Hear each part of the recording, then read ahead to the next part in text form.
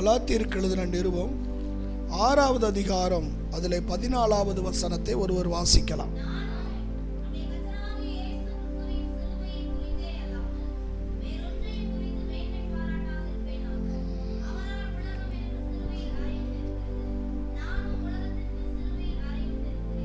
ஒரு அல்லேலூயா சொல்லுங்க. ஆண்டவருக்கு மகிமை உண்டாவதாக. கிறிஸ்துவின் சிலுவையை குறித்து மேன்மை பாராட்டுங்கள் அப்படிங்கிற தலைப்பில் ஆண்டவருடைய வசனத்தை இந்த நாளிலே தியானிப்பதற்கு கர்த்தர் நமக்கு உதவி செய்வாராக. இயேசு கிறிஸ்துவை சுமந்த கழுதை, இது நம்ம எல்லாரும் பார்த்திருப்போம். பவனி வருகிறதான காரியத்தை, இயேசு கிறிஸ்து சிலுவையில் அறையப்படுவதற்கு முன்பு அவர் பவனி வருகிறதான ஒன்று, அது ஞாயிற்றுக்கிழமை நடந்திருக்கும். நமக்கு எல்லா இடத்துலையுமே பவனி அதை ஒவ்வொருவரும் தங்களுடைய சபையினுடைய அந்த சூழ்நிலைக்கு தக்கவாறு சில காரியங்கள் எல்லாம் செய்திருப்பார்கள். இப்படி இயேசு அவர் கழுதையிலே பவனி வந்தார். அதுபோலவே சிலுவையும் அங்கே அறையப்பட்ட ஒரு அனுபவம். சிலுவையும் கழுதையும் ஒரு நாள் பேசிக்கொண்டதாம். சிலுவையும் கழுதையும் ஒரு நாள் பேசிக்கொண்டதாம். கழுதை சொன்னதாம், எவ்வளவுதான் நான் இயேசுவை சுமந்திருந்தாலும் எனக்கு வீட்டுக்கு வெளியே தான் என்னை வைக்கிறார்கள். எனக்கு எந்த விதமான மதிப்போ மரியாதையோ இல்லை. ஆனால் உன்னையோ எல்லாரும் மகிமைப்படுத்துகிறார்கள், கனப்படுத்துகிறார்கள். ஆலயத்திலே உள்ளே வைக்கிறார்கள், ஆலயத்துக்கு வெளியே முகப்பில வைக்கிறார்கள். சிலர் கழுத்திலே சிலுவையாக அணிந்து கொள்ளுகிறார்கள், சிலர் காதிலே கூட என்ன செய்கிறார்கள், அணிந்து கொள்ளுகிறார்கள். உனக்கு பல மேன்மைகள் இருக்கிறது என்று சொல்லி. அப்பொழுது அந்த சிலுவை இவ்விதமாக சொன்னதாம், தோத்திரம், நீ நடந்து போகும்போது தோத்திரம் உனக்கு அத்தி இலைகளை விரித்தார்கள், தங்களுடைய வஸ்திரங்களை எல்லாம் விரித்து உன்னை கனப்படுத்தினார்களே என்று சொல்லி சிலுவை சொன்னதாம். அது சொன்னது, இத்தனையும் செய்தாலும் என்னை வெளியே தானே வைக்கிறார்கள், எனக்கு எந்த மேன்மையும் கனமும் இல்லையே என்று சொல்லி. அப்பொழுது அந்த சிலுவை சொன்னதா, நீ சொல்வது ஒரு பக்கம் உண்மையாக இருந்தாலும் சிலுவையிலே ஆமை என்னை அவர் சுமந்து வந்தது உண்மைதான்.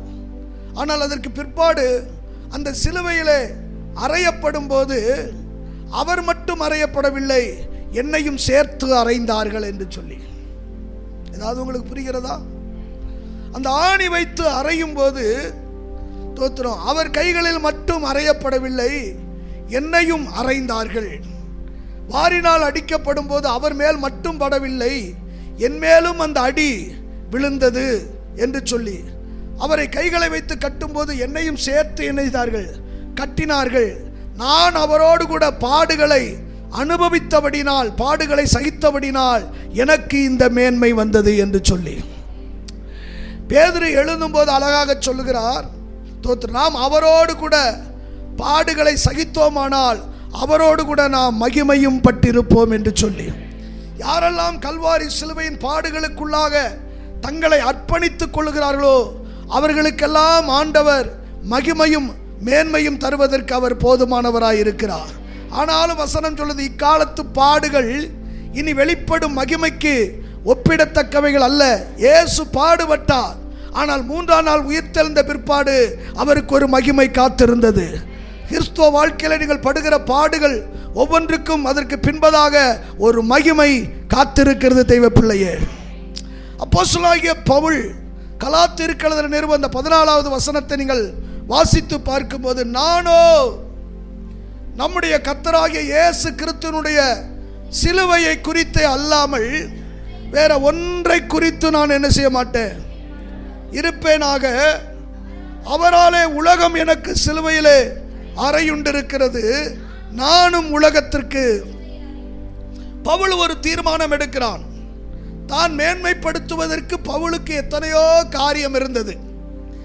என்ன என்று சொல்ல, அவனுடைய படிப்பு காரியத்தில் சொல்லும் போது, கமாலியின் பாதத்திலே கற்று தேறின ஒரு வேத பாரகன், வேதத்தை கற்று கரைத்து குடித்தவன், நியாயப்பிரமாணங்கள் எல்லாம் கற்று தேறின ஒரு மனிதன், கிறிஸ்துவை ஏற்றுக்கொண்ட பிற்பாடு கிறிஸ்துவுக்காக மிலாரினாலே 5 முறை அடிபட்டவன், கப்பல் சேதங்கள், பல நாட்கள் பசி பட்டினி, இயேசுவுக்காக இத்தனையும் அவன் அனுபவித்திருக்கிறான். மேன்மையாய் நான் படுத்த வேண்டுமானால், பெருமையாக நான் பேச வேண்டுமானால் எதையோ நாம் பேச முடியும். நான் 8ஆம் நாளில் விருத்த சேதனம் செய்யப்பட்டவன் என்று சொல்லி ஒவ்வொன்றையும் சொல்லுகிறான். இதெல்லாம் எனக்கு இருந்தாலும் அதையெல்லாம் நான் பெருமையாக நான் பேச விரும்பவில்லை. ஏனால் நானோ கர்த்தராகிய இயேசு கிறிஸ்துவின் சிலுவையை குறித்து அல்லாமல் வேற ஒன்றை குறித்து நான் மேன்மை பாராட்ட மாட்டேன். இந்த உலகத்தில் மேன்மை பாராட்டுவதற்கு எத்தனையோ காரியங்கள் இருக்கலாம். சங்கீதக்காரன் தாவீது 20வது சங்கீதத்திலே 7, 8 ஆகிய வசனத்திலே வாசிக்கும் போது அவன் இப்படி சொல்லுகிறான், சில ரதங்களை குறித்தும் குதிரைகளை குறித்தும்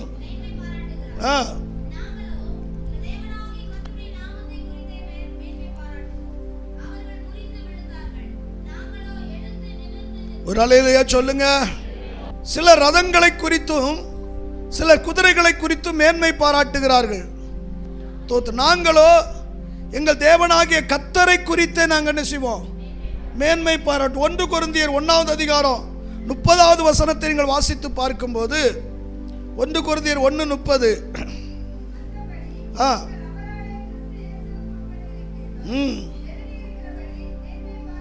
மேன்மை பாராட்டுகிறவன் கையை வைத்து சொல்லுங்க. ஒரு ரட்சிக்கப்பட்ட தெய்வ பிள்ளை இந்த உலகத்தில் மேன்மை பாராட்ட வேண்டுமானால் கர்த்தரை குறித்தே மேன்மை பாராட்டணும் என்று சொல்லுகிறான். ஆனா பவுல் இங்கே கலாத்தியர்கள் சொல்றாரு, ஆமா, சிலுவையை குறித்தே அல்லாமல். அது எந்த சிலுவை அப்படின்னா கர்த்தராகிய இயேசு கிறிஸ்துவின் சிலுவையை குறித்தே அல்லாமல் வேற ஒன்றை குறித்து நான் மேன்மை பாராட்ட மாட்டேன். ஏன்? ஏராளமான சிலுவை இருக்கிறது. அன்றைக்கு அந்த சிலுவையில் ஏராளமான குற்றவாளிகள் அடிக்கப்பட்டிருக்கிறாங்க, மரித்திருக்கிறாங்க. அந்த சிலுவையெல்லாம் எனக்கு முக்கியம் அல்ல. எனக்கு ஒரே ஒரு சிலுவை. காரணம், கர்த்தராகிய இயேசு கிறிஸ்து அடிக்கப்பட்ட அந்த சிலுவையை குறித்து அல்லாமல் வேற ஒன்றை குறித்து நான் மேன்மை பாராட்ட மாட்டேன். எதற்காக சிலுவையை குறித்து பவுல் மேன்மை பாராட்ட வேண்டும்? ஒரு 3 காரியத்தை நான் உங்கள் மத்தியிலே வைக்கும்படியாக விரும்புகிறேன். கலாத்தியர்கள் நிருபம் 3வது அதிகாரம் 13வது வசனத்தை ஒருவர் வாசியுங்கள். மரத்திலே தூக்கப்பட்ட எவனும் சபிக்கப்பட்டவன் என்று எழுதியிருக்கிறபடி கிறிஸ்து நமக்காக சாபமாகி நியாய பிரமாணத்தின் சாபத்துக்கு நம்மை நீங்களாக்கி மீட்டபடியினாலே. ஒரு அல்லேலூயா சொல்லுங்க. ஏனென்று சொன்னால் மரத்திலே தூக்கப்பட்ட எவனும் சபிக்கப்பட்டவன் என்று எழுதியிருக்கிறபடி. அப்படின்னா என்ன? நீங்களும் நானும் மரத்திலே தூக்கப்பட வேண்டியவர்கள், கொலை குற்றவாளிகள், பாவம் செய்த மனிதன். என தேவனுக்கு விரோதமான எந்தெந்த மனுஷர்கள்லாம் பாவம் செய்திருக்கிறார்களோ அவர்களெல்லாம் சாபத்திற்கு உள்ளானவர்கள். வேதம் சொல்லுது பாவத்தின் சம்பளம் மரணம்.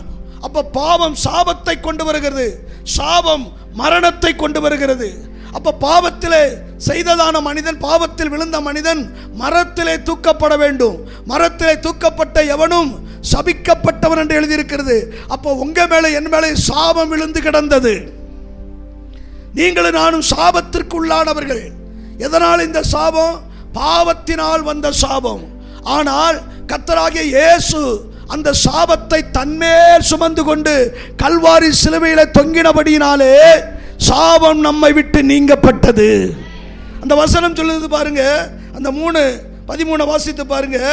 மரத்திலே தூக்கப்பட்ட எவனும் சபிக்கப்பட்டவன் என்று எழுதியிருக்கிறபடி. கிறிஸ்து எதுக்காக சாபமானாரு? உன் சாபத்தை அவர் தன்மேல ஏற்றுக்கொண்டு கிறிஸ்து நமக்காக சாபமாகி சாபத்திற்கு நம்மை என்ன செஞ்சாராம்? உபாகமத்தின் புஸ்தகம் 21வது அதிகாரம் 22, 23 ஆகிய வசனம்.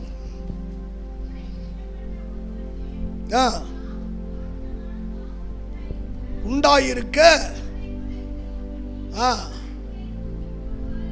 ஆனால் அவன் பிரேத மரத்திலே தொங்கலாகாது, அதை அடக்கம் பண்ணிவிட வேண்டும். தூக்கி போடப்பட்டவன்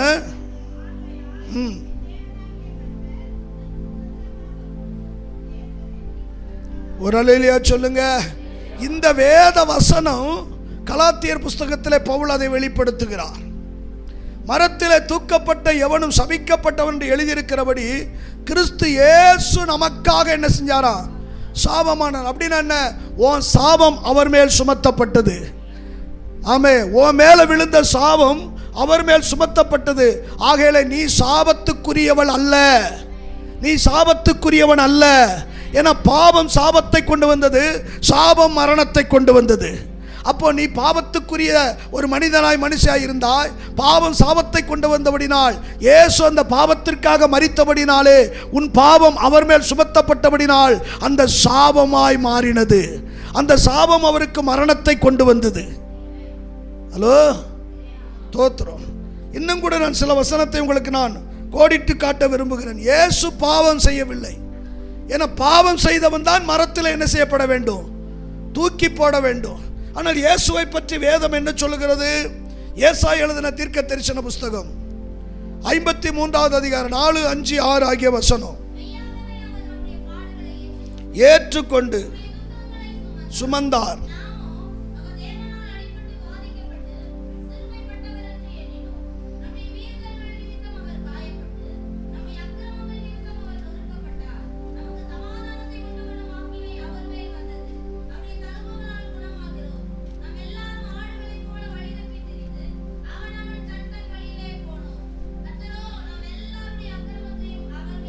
அவர் மேலே விழப்பண்ணினார்.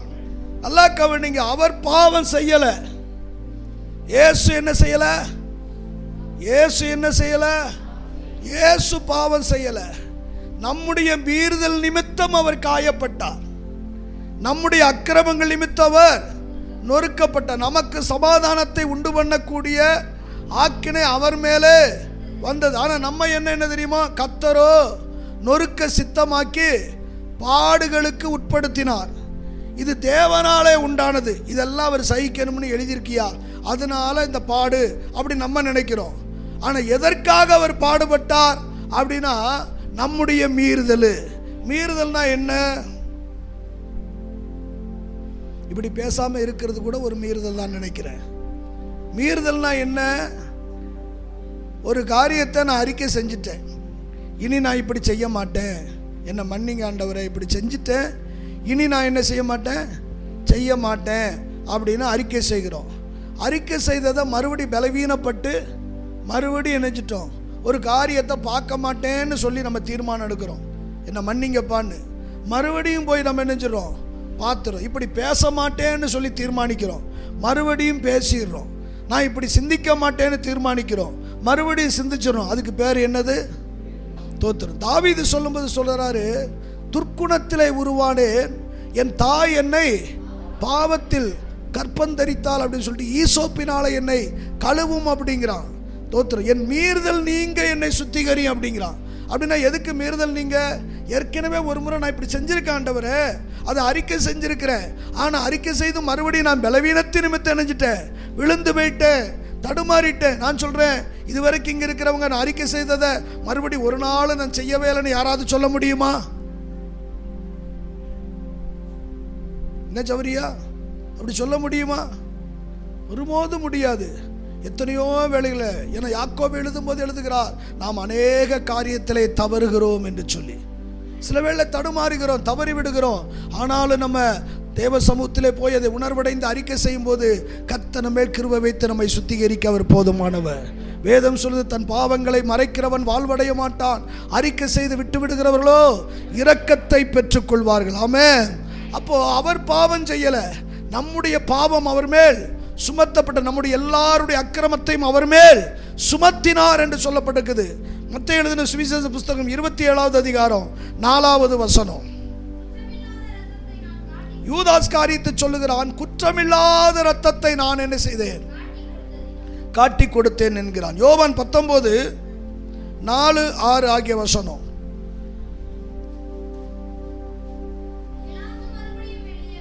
நீதிபதி சொல்லுகிறான், பிலாத்து அவன் மறுபடியும் வெளியே வந்து, நான் இவனிடத்திலே ஒரு குற்றத்தையும் நான், ஒரு அல்லேலூயா சொல்லுங்க.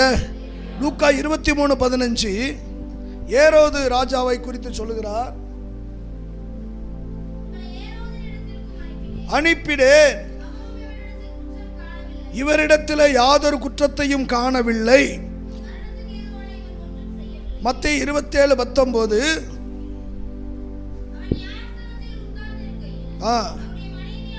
பிலாத்துவின் மனைவி, நீதிபதியினுடைய மனைவி வந்து சொல்லுகிறாள், நீர் அந்த நீதிமானை ஒன்றும் செய்து விடாதிரும், பலா வெகு பாடுபட்டேன் என்று சொல்லி. லூக்கா 23:39 முதல் 41 வசனங்கள்.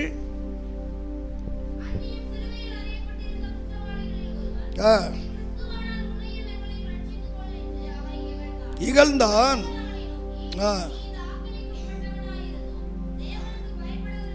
இல்லையா? நாமோ நியாயப்படி தண்டிக்கப்படுகிறோம், அடைகிறோம். அல்லாஹ் கவனிங்க, இவரோ தகாதது ஒன்றையும். ஒரு அல்லேலூயா சொல்லுங்க. லூக்கா 23:47 கண்டு. அல்லாஹ் கவனிங்க, ஒரு 6 சாட்சியை குறித்து பார்க்கிறோம். யூதாசு சொல்லுகிறான், பிலாத்து சொல்லுகிறான், ஏரோது சொல்லுகிறான், பிலாத்துவின் மனைவி சொல்லுகிறான், மரித்த ஒரு கள்ளன் சொல்லுகிறான், சோத்திரம், அருகிலே இருந்த 100க்கு அதிபதியும் சொல்லுகிறான். எல்லாவற்றுக்கும் மேலாக இயேசுவே சொல்லுகிறார். யோவான் 8:46 நான் வாசித்து பார்க்கும்போது, என்னிடத்திலே பாவம் உண்டு என்று. அல்லாஹ் கவனிங்க, அப்ப இயேசு ஒரு பாவமும் அறியாதவர். ஆமென் சொல்லுங்க. ஒரு பாவம் அறியாதவர், பாவமே அறியாதவர் கல்வாரி சிலுவையில் அறையப்படுவதற்கு காரணம் என்ன? ரோமருக்கு எழுதின நிருபம் 5வது அதிகாரம் 6 முதல் 8 வசனங்களை வாசிக்கும் போது, அன்றியும்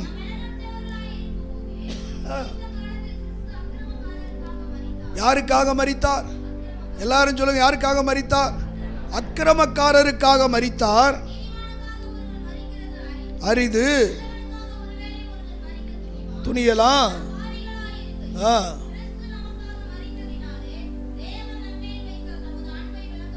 ஒரு அல்லேலூயா சொல்லுவோமே. ஆண்டவருக்கு ஸ்தோத்திரம். பாருங்க, நல்லவனுக்காக ஒருத்தன் மரிக்கலாம், நீதிமானுக்காக மரிக்க துணியலாம். ஆனா நாம் பாவிகளாய் இருக்கையில் நமக்காக கிறிஸ்து என்ன செஞ்சாரா? அப்ப இயேசு கிறிஸ்து நம்முடைய பாவத்திற்காக அவர் மரித்தார். பாவத்தின் சம்பளம் மரணம் என்று சொல்லியிருக்கிறதே. நீயும் நானும் மரிக்க வேண்டிய அந்த இடத்திலே இயேசு மரித்தபடினால், அந்த சாபம் அதிலே நீக்கப்பட்டபடினாலே அப்போஸ்தலனாகிய பவுல் சொல்லுகிறான், கர்த்தராகிய இயேசு கிறிஸ்துவின் சிலுவை குறித்தே அல்லாமல் வேற ஒன்றை குறித்து நான் மேன்மை பாராட்ட மாட்டேன். காரணம், மரத்திலே தூக்கப்பட்ட எவனும் சபிக்கப்பட்டவன் என்று எழுதியிருக்கிறபடி கிறிஸ்து இயேசு ஆமே என்னுடைய சாபத்திற்காக அவர் தொங்கினபடினால் என் சாபம் நீங்கப்பட்டது. தெய்வ பிள்ளையே, ஒன்றை புரிந்து கொள்ளுங்க.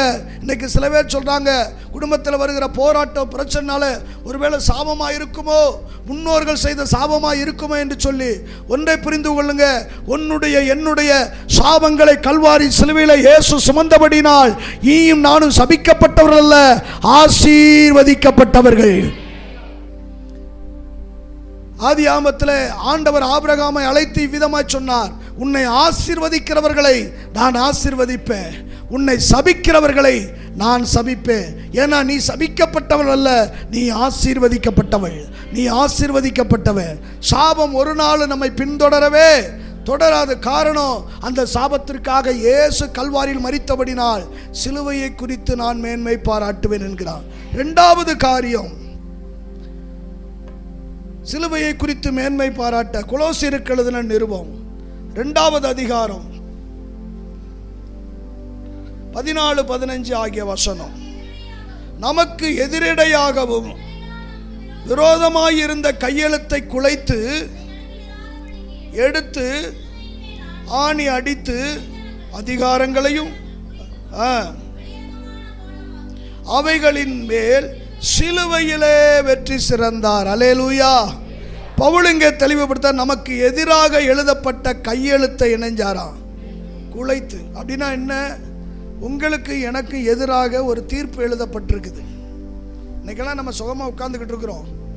ஆனால் ஒரு நாளில் உங்கள் பேரை எழுதி அந்த பேரில் என்ன எழுதியிருக்குன்னா, எதிரான தீர்ப்பு, இவன் குற்றவாளி, இவங்க மரணத்துக்கு ஏதுவானவர்கள் எழுதப்பட்டிருந்த ஒன்று. உங்கள் பேர் அந்த இடத்துல போட்டுக்கோங்க. தாவீது இவன் குற்றவாளி, தீர்ப்பு. ஏன்னா மரணத்துக்கு அதிகாரியாக பிசாசு தீர்ப்பு எழுதி வச்சிருக்கிறான். இவன் சாவுக்கு ஏதுவானவன், இவன் வாழ்வுக்கு தகுதி இல்லாதவன், இவன் சாவுக்கு ஏதுவான, இவன் சாவுக்கு ஏதுவானவா அப்படின்னு நமக்கு எதிராக எழுதி வச்சிருக்கான். ஏன்னா அவனுக்கு பேரே எதிராளி. உங்கள் எதிராளியாகிய பிசாசானவன். அவன் வேலையெல்லாம் நமக்கு எதிராக என்னத்தையாவது ஒன்று சொல்லணும். இன்னைக்கு யாருக்கு எதிராக நம்ம சொல்றோம்னா அவன் வேலையை நம்ம பார்க்குறோம்னு அர்த்தம்.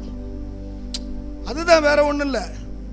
தோத்திரம். எதிராளி என்ன எழுதி வச்சிருக்கிறான் அப்படின்னா 14 சொல்லப்பட்டிருக்குது, நமக்கு எதிராக இருந்த கட்டளையை, நமக்கு விரோதமாக இருந்த கையெழுத்தை குலைத்து. அடுத்து இப்ப நல்லா கவனிங்க. இப்ப இவ்வளவு அட்டியில் இருக்குது பேப்பர். அந்த பேப்பர்ல ஒரு பேப்பர் உங்க பேர், சேவியர் பேர் அதில் எழுதியிருக்குது. நீங்க இப்ப பார்த்தீங்க, அட விடுங்க, சேவியர் பேர் அங்க எழுதியிருக்குது. அதில் எழுதியிருக்கு, சேவியர் இத்தனை பாவம் செஞ்சாரு, தோத்திரம், இன்னென்ன தீமையெல்லாம் செஞ்சாரு, அதனால இவர் மரணத்துக்கு உடையவர் அப்படின்னு அதில் எழுதி வச்சிருக்கான், எதிராக எழுதி வச்சிருக்கிறான். இப்போ இயேசு என்ன செஞ்சார் அப்படின்னா, அதை அந்த வாசிங்க, மறுபடியும் வாசிங்க ஒரு முறை. கட்டளையை குலைத்து அதான் மயிற்று நடுவில் இராதபடிக்கு. இப்போ இவ்வளவு பெரிய அட்டியில் இருக்குது, இதில் நேசமணி பேர் இருக்குது, ரத்தினமேரியம்மா பேர் இருக்குது, தோத்திரம், இன்னும் அவங்க சொந்த வந்த உறவு பேரெல்லாம் இருக்குது, இத்தனை பேர் இருக்குது, ஊர்க்காரன் பேரெல்லாம் இருக்குது, அது என்ன மரியாள் நகர் பேரெல்லாம் இருக்குது. ஆனால் அத்தனை பேரை விட்டுட்டு நடுவில் சேவியர் பேரை மட்டும் உருவுறாரு. அதில் நடுவில் இருந்து எடுத்து, அப்படின்னா நிறைய பேர் இருக்குது, அவங்க பேர் மேலெல்லாம் அவருக்கு கரிசனை கிடையாது. சேவியர் மேல ஏதோ ஒரு பிரியம். கர்த்தருக்கு சோது கவனிங்க. அதில் நடுவில் இராதபடிக்கு எடுத்து அதை என்ன செஞ்சானா, ஆமா குலைத்தாராம். என்ன செஞ்சாரு அப்படின்னா, நம்ம அந்த பிள்ளைங்க தப்பா எழுதிட்டா கிறுக்குவாங்க. ஸ்கூல்ல தப்பா எழுதிட்டா வீட்லையும் கூட தப்பா எழுதிட்டா என்ன செய்வாங்க, என்ன எழுதியிருக்கிறோம்னு தெரியக்கூடாது. நீ இப்படி எழுதியிருக்கா, எதிராக எழுதியிருக்கவாரு, மரணத்துக்கு பாத்திரவான் அப்படின்னு சொல்லி அதை ஆண்டவர் என்ன செய்யறான், முதல்ல கிறுக்குனாராம், கிறுக்கி கொலைச்சாராம். அப்படின்னா என்ன, கிறுக்கினதோடு மட்டுமில்ல, குண்டக்க மண்டக்க என்ன செய்றாரு, கொலைச்சு அதை இப்படி கொலைச்சா கூட திரும்பி எடுத்து உத்து பார்த்துக்கிட்டு இருப்ப, கண்ணாடி ஓட்டு எடுத்து சிலுவையில் கொண்டு வைக்கிறாரு. வச்சு அப்படி தன்னையும் சேர்த்து வச்சு, ஒருவேளை அவன் மரணத்துக்கு பாத்திரவான், அவள் மரணத்துக்கு பாத்திரம் சொன்னா, அதுக்காகத்தான் நான் மரிக்கிறேன், அதற்காகத்தான் நான், அவன் சாக வேண்டிய இடத்துல, அவள் சாக வேண்டிய இடத்துல நான் என் ஜீவனை கொடுக்கிறேன். அதான் சொல்ல, நமக்கு எதிரடையா இருந்த கையெழுத்தை குலைத்து அதில் இராதபடி நடுவில் எடுத்து அவர் சிலுவையின் மேல் ஆணி அறைந்து, அதன் மேலே, எதன் மேலே, நமக்கு எதிராக இருந்த அந்த கட்டளைகள் மேலே, எதிராக இருந்த தீர்ப்பின் மேலே கர்த்தர் என்ன செய்தாரா, வெற்றி சிறந்தார். கைகளை உயர்த்தி அவர் வெற்றி சிறந்தபடியினால் தான், தோத்திரம், பவுல் சொல்றாரு, கர்த்தராகிய இயேசு கிறிஸ்துவின் சிலுவையை குறித்தே அல்லாமல் வேற ஒன்றை குறித்து நான் மேன்மை பாராட்ட மாட்டேன். மூணாவது காரியம் சொல்லி நான் முடிக்கிறேன்.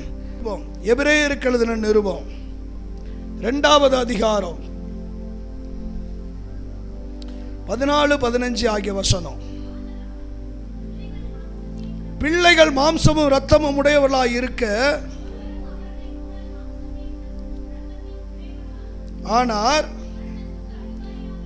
மரணத்துக்கு அதிகாரியாகிய பிசாசானவனை தமது மரணத்தினாலே அழிக்கும்படிக்கும், ஜீவ காலமெல்லாம் மரண பயத்தினாலே அடிமைத்தனத்துக்குள்ளானவர்கள் யாவரையும், ஒரு அல்லேலூயா சொல்லுங்க. ஆதலால் பிள்ளைகள் மாம்சமும் இரத்தமும் உடையவர்களாய் இருக்க,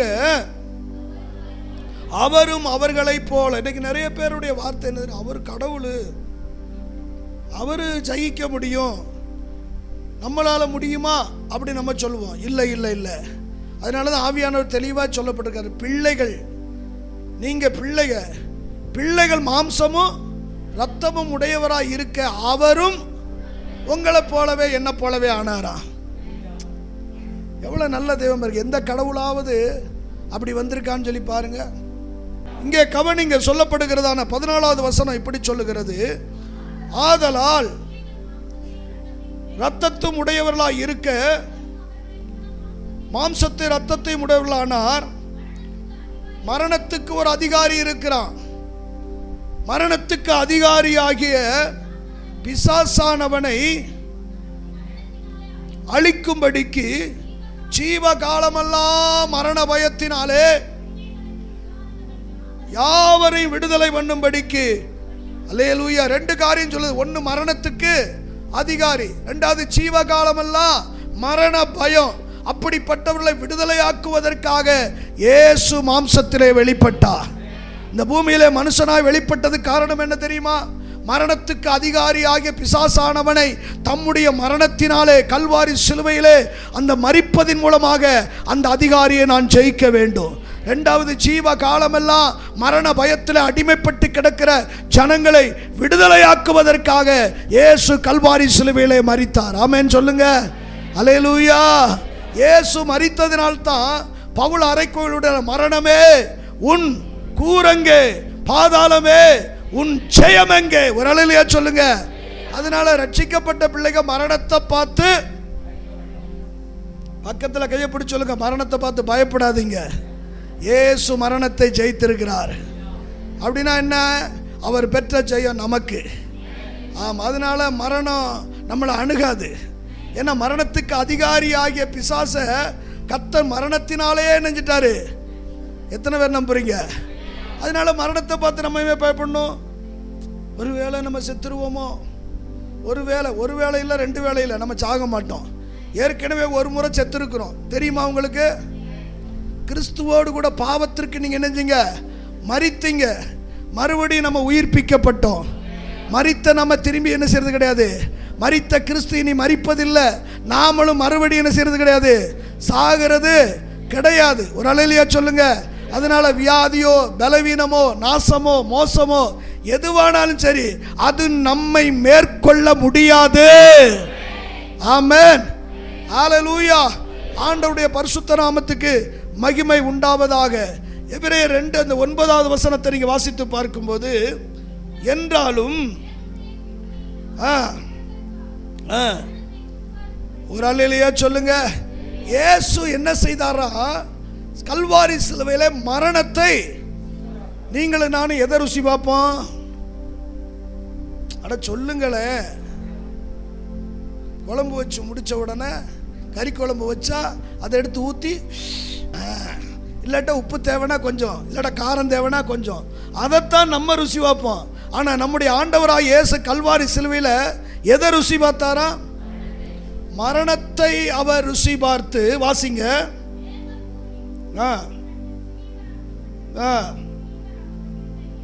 இயேசு 2வது மரணத்தை உத்தரித்து. அப்படின்னா என்ன? மரணத்திற்கு தம்மை ஒப்பு கொடுத்து. அவர் உத்தரித்து. இயேசு மரணத்தை ருசி பார்த்தார். மரணத்துக்கு தம்மை ஒப்பு கொடுத்தபடினாலே கல்வாரி சிலுவையிலே மரித்து ஒப்பு கொடுத்தார். சொல்லப்படும் மகிமையினாலும் கனத்தினாலும் முடிசூட்டப்பட்டதை காண்கிறோமே. அல்லேலூயா. 15ஆம் வசனம் சொல்லுது, ஜீவகாலமெல்லாம் நம்மை விடுதலையாக்குவதற்காக கல்வாரி சிலுவையிலே அவர் மரித்தபடினால் பவுல் சொல்லுகிறார், கர்த்தராகிய இயேசு கிறிஸ்துவின் சிலுவையை குறித்தே அல்லாமல் வேற ஒன்றை குறித்து நான் மேன்மை பாராட்டாதிருப்பேனாக. ஒருவேளை உங்கள் வாழ்க்கையில் மேன்மை பாராட்டுவதற்கு எத்தனையோ காரியங்கள் இருக்கலாம். உங்கள் படிப்பை குறித்து, உங்கள் வருமானத்தை குறித்து, உங்கள் வேலையை குறித்து, உங்கள் அழகை குறித்து, உங்கள் பேக்ரவுண்டை குறித்து எத்தனை இருந்தாலும் அதெல்லாம் ஒன்றுக்குமே உதவாதுங்க. நீங்கள் மேன்மைப்படுத்த வேண்டுமானால் கர்த்தராகிய இயேசு கிறிஸ்துவின் சிலுவையை குறித்து நீங்கள் மேன்மை பாராட்ட வேண்டும் சொன்னால், பவுலை எப்படி கர்த்தர் மகிமைப்படுத்தினாரோ கனப்படுத்தினாரோ அதே மகிமையும் கனமும் கர்த்தர் உங்களுக்கும்